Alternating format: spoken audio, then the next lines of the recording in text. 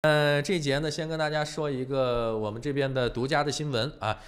在7月2号晚间呢，我们新中传媒也是对现任的奥克兰市市长 Phil Goff 做了一个专访。那么，因为今年的10月12号呢，是咱们奥克兰市长新一轮的竞选所以在市长竞选之前呢，我们这些候选人包括 Phil Goff， 因为也是今年的候选人之一嘛，所以大家也都是进行了相关一系列的活动。那么竞选提名呢，是将于7月19号就开放了。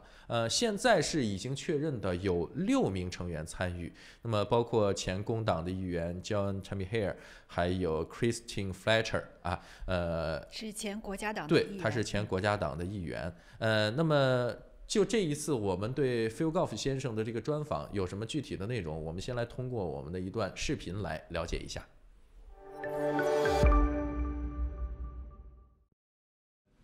你好。It's a pleasure to be on TV37 tonight, being interviewed by Alice.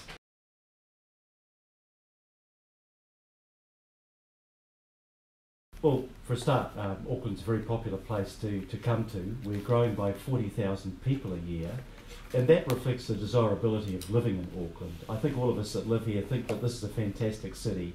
It's got scale and size to give choice and opportunity. It's a lovely environment for us to live in. It's vibrant and it's exciting. But with growth, you also get problems. And we have been accumulating those problems for many, many years. While the city has been growing at an unprecedented rate, we have not been building the infrastructure that the city needs to cope with the growth in population. And the clearest example is, of course, in our transport network.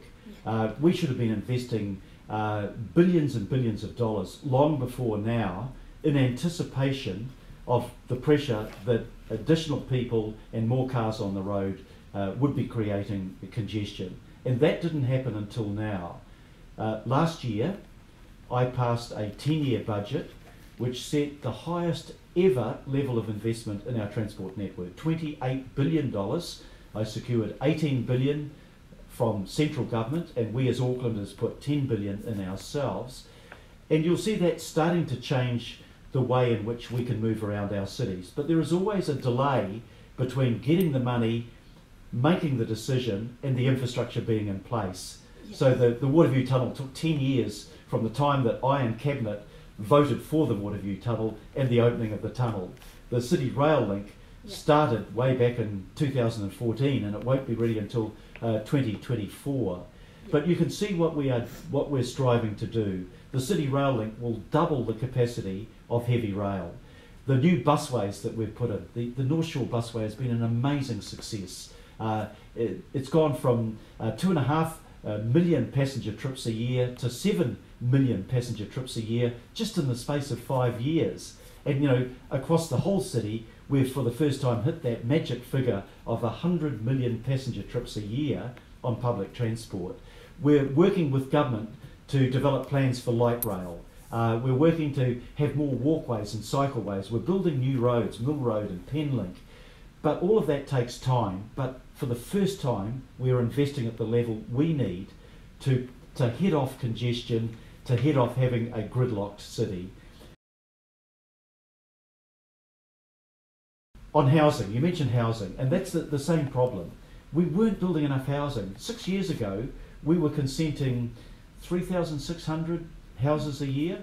You know, the figures came out today, and the latest figures are 13,881, a fourfold increase in the number of new building starts that we will have in our city, dealing with the problem of shortage.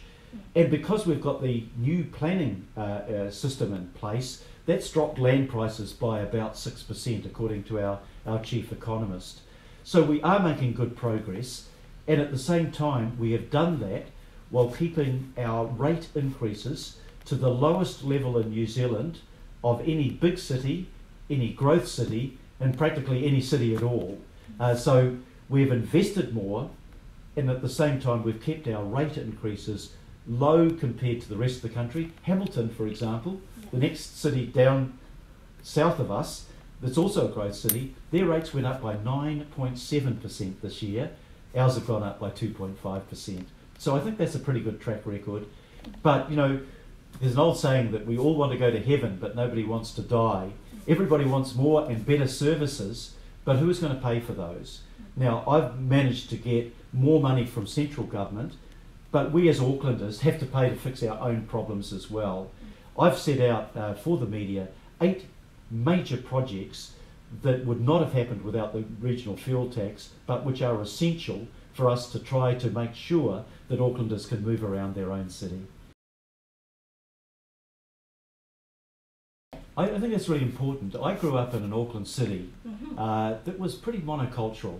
Yeah, it was Pākehā and Maori, and then we had different waves of migration coming in from the Pacific, from Asia, from around the world. But I think that's made Auckland a better place. I see diversity not as a threat, but as something that enriches us.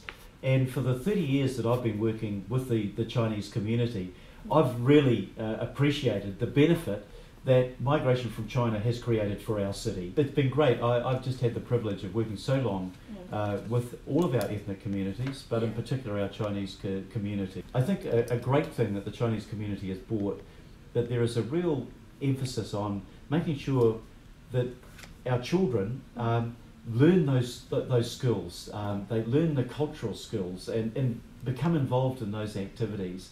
So it's about making a contribution economically, but also culturally and socially, and I think that's really important. And I think that goes back to the days when, as Minister of Education, first of all, I introduced international education to New Zealand, and our biggest market was China. So a lot of young Chinese students coming and learning their English skills and other skills in New Zealand. To be the minister that was responsible for negotiating and signing the first free trade agreement that China had signed with a developed country. Yes. And that saw us move from probably about $7 or $8 billion worth of two-way trade to today at $30 billion. And that's China has become our most important trading partner. Yeah. But it's also the work we're doing in Auckland City with the strategic alliance with Guangzhou and Los Angeles. It's the work that I'm continuing to do with the New Zealand-China Council on what we're calling the Southern Link, which is trying to fit in with the Belt and Road Initiative to say New Zealand and Auckland could be a key connection between China and Latin America. It's halfway between two important areas of the world, and I think exploring that could be great for Auckland and great for New Zealand. The message I would perhaps leave with the Chinese community this year for local government elections and next year for central government elections, voting is your way of determining the future of your city and your country. So please take advantage of that. Make sure you fill out your voting papers. It's a postal ballot for local government. Make sure that you look at the candidates, work out who have got the skill, the knowledge, the integrity, the experience to do a good job for the city and for the country, and make your decision.